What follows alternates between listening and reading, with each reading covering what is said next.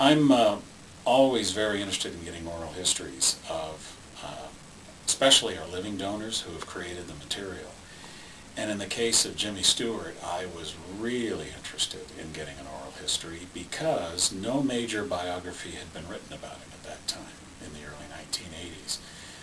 And anecdotes abounded about what happened in the production of a particular film or how was it to work with Alfred Hitchcock. But I figured that in addition to the papers, it would be wonderful to have his story in his own words. And so I made the request. And usually with a donor, there isn't a problem with that. However, Mr. Stewart hesitated. And he said, I'm not really interested at this point. And so I countered very pleasantly, but persistently, wouldn't you like your own story in your own words to be the final word in the account of history, and something that scholars could use, biographers could use in their subsequent attempts to write a biography of you? And he said, I'll tell you a story.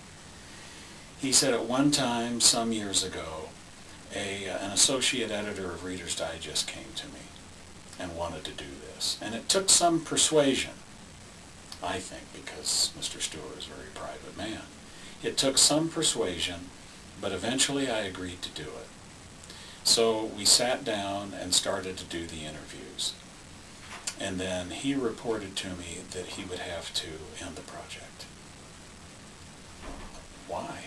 I asked. And he said, well, my senior editor said, are you working for Reader's Digest or are you working for Jimmy Stewart?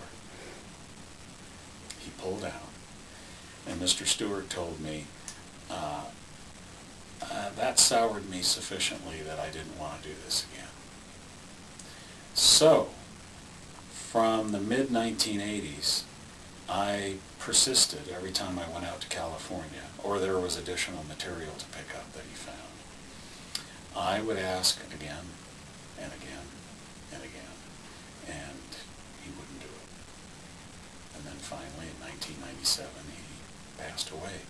So it wasn't for the want of trying. It was the want of will on his part. And that's one of my regrets, is not being able to get an oral history.